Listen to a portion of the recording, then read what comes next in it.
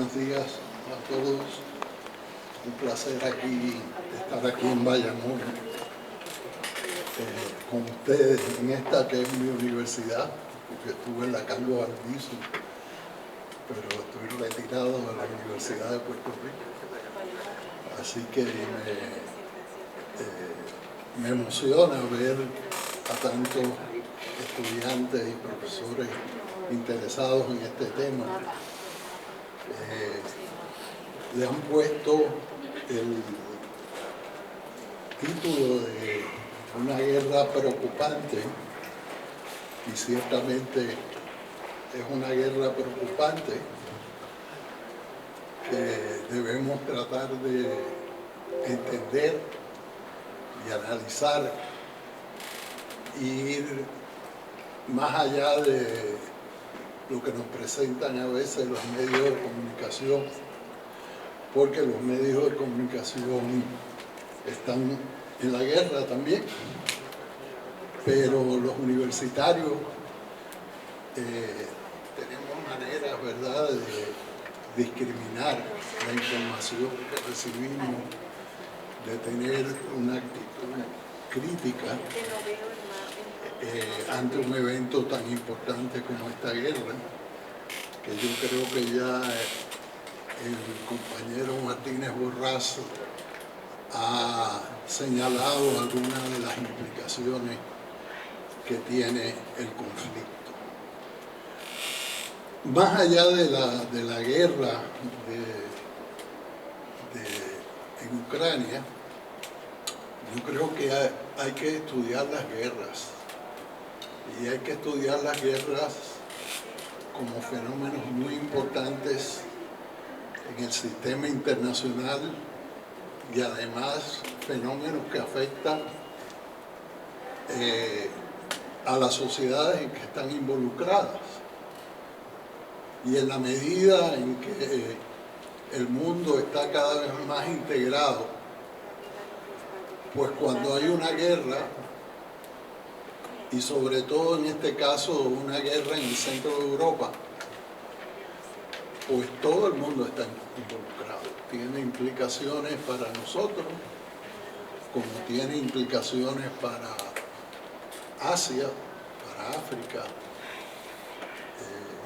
Nada más pensar, estamos saliendo información recientemente de lo que va a implicar la guerra en términos de una crisis alimentaria a nivel mundial, porque Ucrania es un gran granero que produce gran cantidad de trigo. Pues estamos hablando de un mundo interconectado en que a todos nos preocupa la guerra. Y las guerras se parecen a las revoluciones, porque durante periodos cortos de tiempo se redefinen las relaciones de poder, cambian las dinámicas de relaciones entre los países, y a menudo las revoluciones y las guerras han venido juntas, como el caso de la revolución bolchevique, ¿verdad? La explicación que dio Martínez Borrás sobre los orígenes de Ucrania como Estado tienen que ver con ese periodo de guerra, de la Primera Guerra Mundial, que redefinió todo el sistema de Estados europeos, y con el surgimiento de un Estado ucraniano dentro de la Unión de Repúblicas Socialistas Soviéticas, pero un Estado. Yo creo que esto hay que subrayarlo. Primero, que nosotros sabemos cuál es la definición y la distinción entre una nacionalidad y un Estado, porque Puerto Rico es una nacionalidad, de eso no me cabe la menor duda, pero no tiene un Estado no es un Estado soberano. Y en el caso de Ucrania, los orígenes de la nacionalidad ucraniana son muy antiguos, pero recién empieza a surgir como un Estado a principios del siglo XX, como muchos otros estados que eran nacionalidades y que no estaban organizados como Estado. Pero en el caso de Ucrania estamos hablando de un Estado plural, porque a diferencia de Puerto Rico, donde hay una cultura y un idioma unificado, ¿verdad? Y una homogeneidad cultural bastante grande, hay países que son muy heterogéneos culturalmente y son nacionalidades, pero son nacionalidades multiculturales y son estados plurales. Por eso, cuando se constituyeron las Naciones Unidas en 1945, Stalin pidió 3 votos, no uno. Un voto para la Unión de Repúblicas Socialistas Soviéticas, pero Stalin pidió otros 2 votos que fueron Bielorrusia y Ucrania. Y el argumento de Stalin, para argumentar que fueran 3 votos, a pesar de que eran miembros de la Unión de Repúblicas Socialistas Soviéticas, eran que eran estados históricos, con su autonomía y su expresión propia. Por eso cuando Putin alega que Ucrania y Rusia son el mismo pueblo, pues estaba negando la integridad como nacionalidad y como Estado a Ucrania. Y estaba echando las bases de una justificación para intervenir militarmente en Ucrania, porque si es el mismo pueblo, pues entonces es un problema interno de Rusia con un pueblo ruso. Pero realmente, después que ha comenzado esta guerra, es evidente que esa explicación no tiene mucho fundamento, porque si fueran el mismo pueblo, ¿qué hacen Rusia destruyendo las ciudades en Ucrania y provocando millones de refugiados, creando una catástrofe humanitaria mayúscula, destruyendo a Mariupol para tomarlo, o Kharkiv o Kharkov, como se quiera llamar, que también sufrió enorme destrucción de su infraestructura como una ciudad, de las infraestructuras de agua, de electricidad. Sería impensable, ¿verdad? Si nosotros decimos que los dominicanos y los puertorriqueños somos el mismo pueblo, que nosotros fuéramos a la República Dominicana a destruir ciudades o a invadir el país. Lo que debería haber solidaridad y búsqueda de soluciones que estén fuera de la guerra. Yo quiero decirles que yo soy de la generación de Vietnam.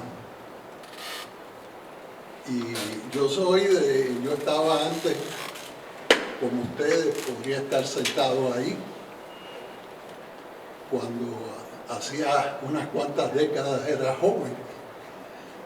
Pero yo estuve bajo la amenaza de ser reclutado para ser llevado a una guerra. Y los de mi edad, pues, saben de esa experiencia. De hecho, en parte, mi interés por la guerra viene de las convicciones pacifistas que esa experiencia traumática de estar bajo la amenaza de ser reclutado para una guerra en la que no creía, y me impactó. La guerra de Vietnam tenía su justificación. No pensemos, todas las guerras tienen justificación. El problema es si nosotros aceptamos o no esa justificación. Ese es el problema. La mayoría de las guerras, la justificación es preventiva. Es evitar un ataque futuro, como en el caso de lo que está alegando Rusia en esta guerra. ¿Qué era lo que se decía en la época de Vietnam? Pues mire, lo que se decía era que si caía Vietnam y se convertía Vietnam en comunista, el resto de los países asiáticos iban a ir cayendo como fichas de dominó. Me acuerdo muy bien, eso se llamaba The Domino Effect. Y se creaba un temor tremendo de que cuando cayeran todos esos dominos asiáticos, los chinos iban a estar en la costa oeste de los Estados Unidos. Así que el apoyo a la guerra de Vietnam está basada en el miedo de una catástrofe futura. Recientemente publicamos en la República Dominicana un libro que no se ha presentado todavía en Puerto Rico, se llama La Primera Guerra Mundial en las Antillas. Y hay ahí 4 ensayos sobre Puerto Rico y hay ensayos de la República Dominicana y de Cuba. Y es un libro muy interesante porque tiene que ver con el impacto que tuvo la Primera Guerra Mundial en el Caribe. En el caso de los puertorriqueños, no hubo mucha participación directa de soldados puertorriqueños en la Primera Guerra Mundial, aunque muchos fueron reclutados en el 60, lo que se convirtió en 65 Infantería después, porque terminaron en Panamá. Hoy en día China está en toda América Latina, Rusia está en el Caribe. Así que hay una competencia mundial donde sí hay bloques de poder que tienen aspiraciones a la hegemonía a nivel mundial, pero no necesariamente esa competencia o esa presencia de las potencias en el espacio geográfico de otra potencia tiene por qué llevar a la guerra. Yo creo que el ejemplo de una potencia que ha ido ascendiendo en el poder mundial sin usar el mecanismo de la guerra es China. Y yo creo que quien va a ganar más de este conflicto va a ser China. Pero va a ser China por tener una política de paz. Porque si lo que pretendía Vladimir Putin era afirmar el poder internacional de Rusia, creo que esto va a llevar al opuesto que él quería lograr. Porque una potencia involucrada en un conflicto bélico regional pierde capacidad de acción en el plano internacional. Es decir, desde un punto de vista, por lo menos en mi juicio estratégico, de lo que podría ser una política para jugar en el tablero mundial y potenciar el poder ruso, yo creo que esto no ha sido una buena decisión. Y además, como explicó el profesor Martínez Borrás, estamos enfrentados a una situación que se pensaba que iba a ser de muy corta duración, y estamos ya a 2 meses del conflicto, y además ninguna de las partes, desde un punto de vista militar, tiene la capacidad para imponerse de manera decisiva en el conflicto. Y además, las demandas que se hacen en términos del proceso de negociación de ambas partes están tan distantes que es muy difícil lograr una negociación. Porque ya no se trata de implantar el acuerdo de Minsk II. Eso fue antes. Porque ya esas repúblicas están reconocidas por Rusia. Por lo tanto, ya esas repúblicas son, desde el punto de vista ruso, independientes. Así que ya no se puede volver atrás a discutir la autonomía de esas regiones, desde el punto de vista ruso.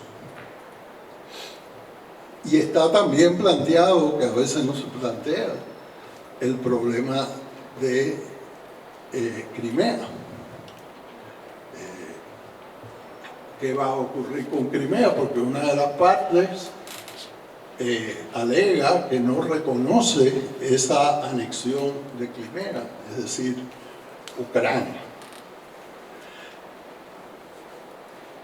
En el caso de, volviendo al planteamiento inicial que le hacía, en el caso de la Segunda Guerra Mundial, en el caso de la Primera Guerra Mundial, obviamente fue una guerra preventiva, porque después de la muerte del príncipe en Yugoslavia, pues las potencias se activaron y se prepararon y se movilizaron. ¿Por qué?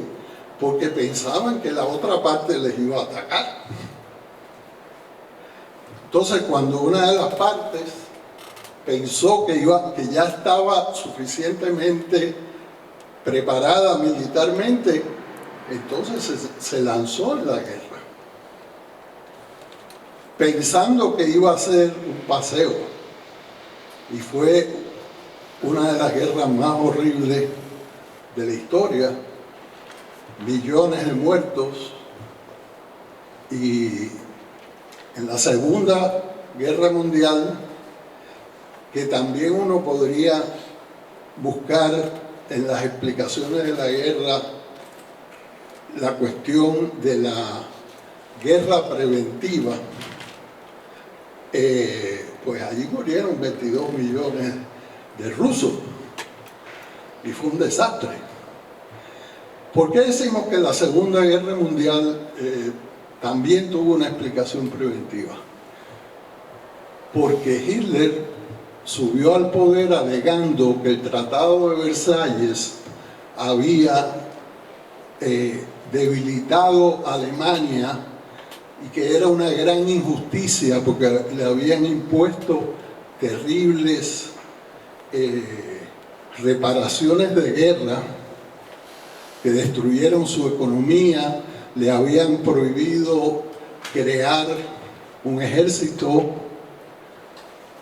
y Hitler utiliza el nacionalismo, que yo creo que es otro elemento que lo encontramos en el comienzo de todas las guerras, el nacionalismo de los estados y el nacionalismo también de los imperios, para empezar la Segunda Guerra Mundial. Porque Hitler dijo, no, yo necesito espacio, Lebensraum, decía espacio vital. Y planteaba que había una gran conspiración judeo-comunista que quería destruir a Alemania. Con esos argumentos que estaban teñidos también por un nacionalismo etnicista, porque planteaba que los arios eran una raza superior y que tenían la justificación para gobernar, pues entonces invadió Europa, y cuando no pudo tomar Gran Bretaña, pues viró hacia atrás a invadir a Rusia. Así que en la Segunda Guerra Mundial también hubo argumentos para comenzarla, y ¿qué era lo que planteaban los otros aliados de Alemania? En el caso de Italia, que no le permitían ser una potencia como las otras potencias europeas, porque las otras potencias europeas se habían repartido a África y no les había tocado a Italia suficientes colonias. Ese fue Mussolini. En el caso de Japón, los militaristas japoneses argumentaban que Estados Unidos estaba bloqueando a Japón y le estaba impidiendo ser una potencia en Asia. Yo creo que debemos ser muy críticos y ver a través de las justificaciones de la guerra, porque para mí me cuesta mucho trabajo justificar las guerras, porque las guerras es quizás la peor manera de resolver problemas. Hong Kong es parte hoy en día de China. ¿Cómo fue que China logró que Hong Kong fuera parte de China? Tuvo mucha paciencia y actuó a través de mecanismos políticos y diplomáticos hasta que llegó a un acuerdo con Gran Bretaña para que Gran Bretaña cediera la soberanía sobre Hong Kong. Hace muchos años atrás China pudo haber invadido a Taiwán y no lo ha hecho. ¿Por qué China no lo ha hecho? Porque deliberadamente escogió otro camino que le ha salido muy bien, que no es el camino de la guerra. Y yo creo que el camino de la guerra puede parecer un camino corto hacia el poder, pero lo menos que podemos decir sobre ese camino es que está plagado de situaciones imprevistas. Situaciones imprevistas, por ejemplo, en el caso de Rusia y en esta situación, en el 2008, cuando se estaba discutiendo lo de la OTAN y la participación de Ucrania, Alemania y Francia se oponían a la entrada de Ucrania en la OTAN. ¿Qué significa eso? Esos dos países son la columna vertebral del componente europeo de la OTAN.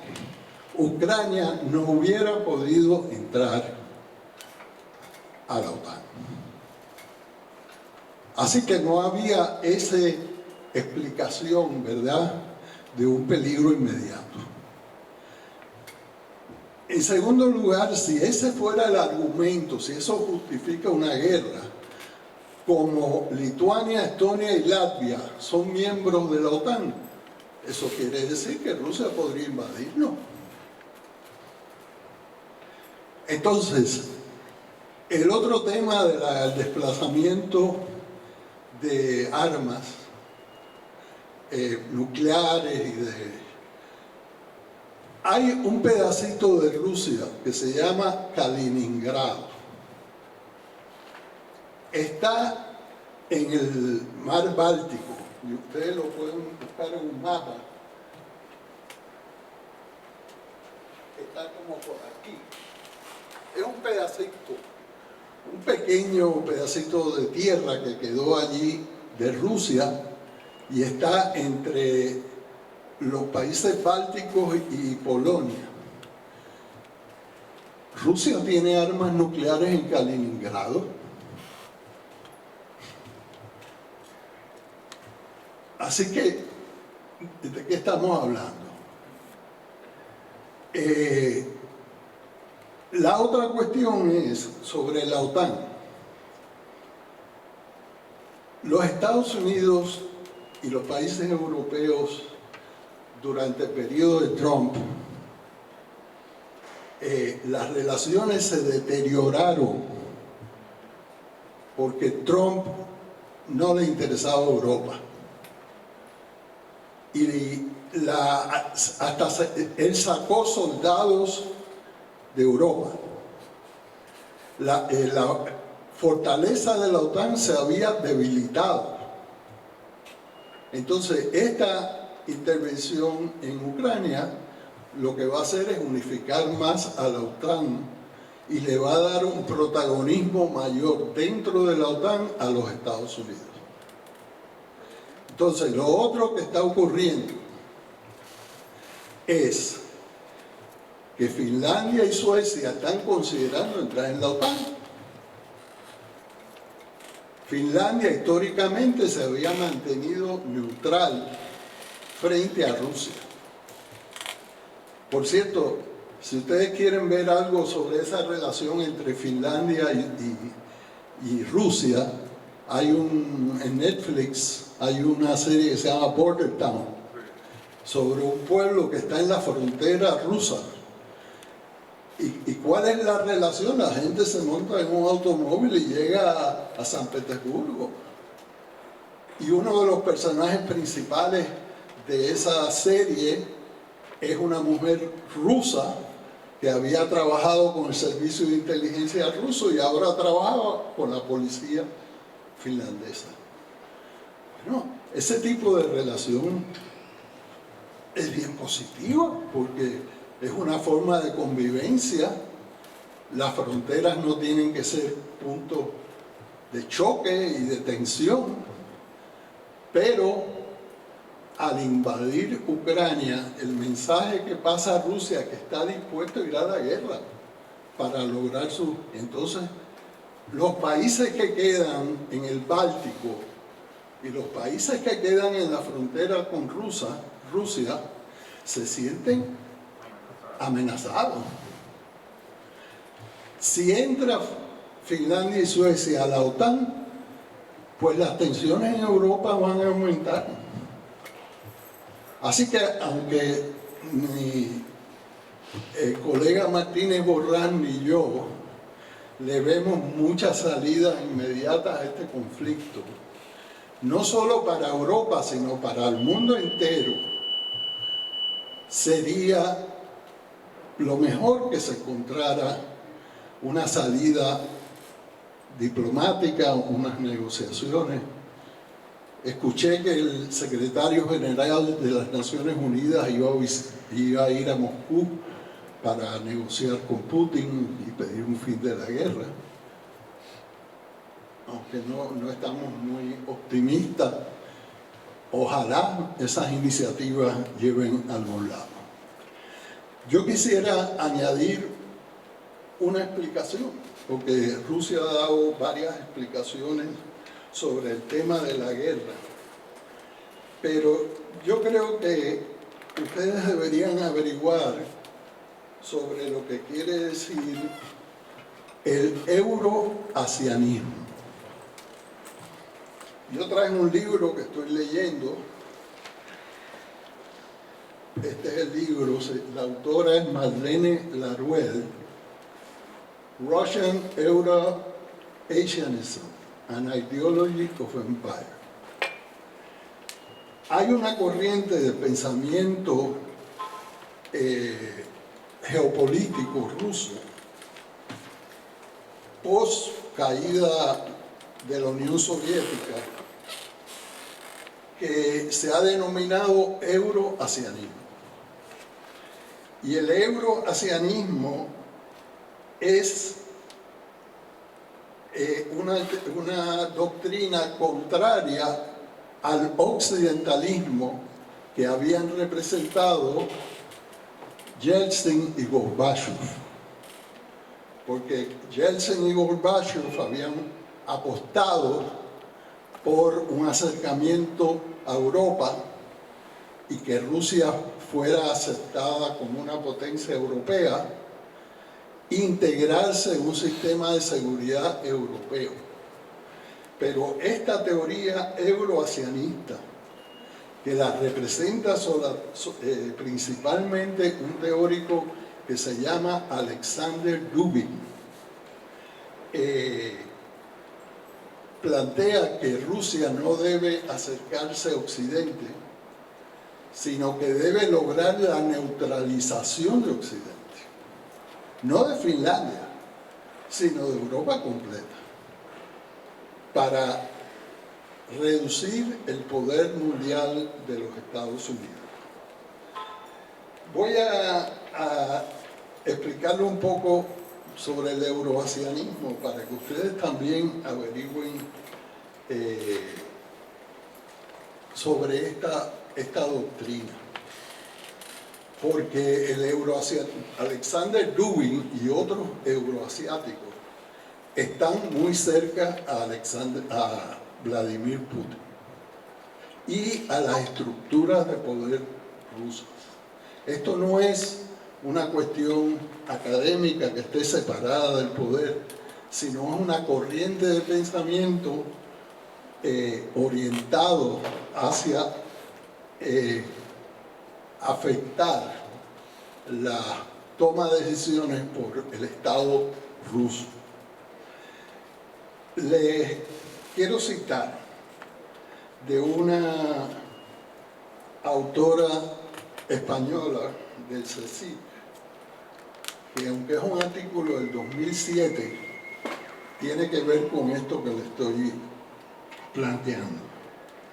Dice, actualmente las más significativas corrientes de la política de Rusia y más influyentes en la esfera de poder pertenecen a Alexander Dugin, Dmitry Trenin, Gennady Zyuganov, Kamaluddin Gagiev, Vladimir Kolosov, Nikolai Mironenko y Nikolai Nartov, siendo estos cuatro últimos más bien académicos y disfrutando de un público más restringido. No obstante, Trenin y Zyuganov son los más conocidos.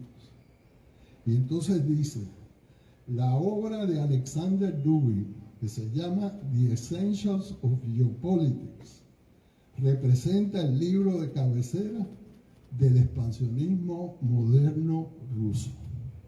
Así que yo les diría que sería interesante que averigüen quién es Dugin. Dugin es el principal promotor del pensamiento euroasianista. Ha sido parte de una reacción a la geopolítica occidentalista de los periodos de Gorbachev y Yeltsin, que relegaba a Rusia supuestamente a una condición de potencia regional. ¿Qué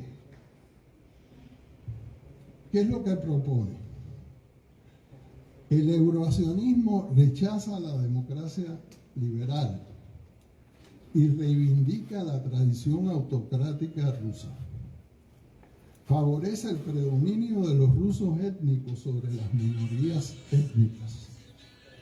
El pueblo ruso es el núcleo central de un vasto imperio y considera que la caída de la URSS fue un gran desastre provocado por Occidente, o lo que le llaman el atlanticismo, que es definido como el principal enemigo de Rusia.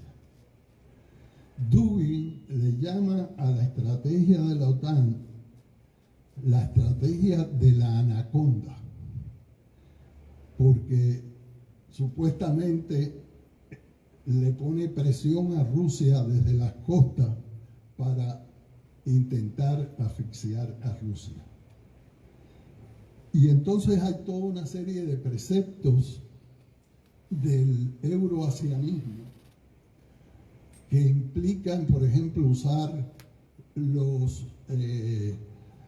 recursos naturales como un instrumento de presión internacional,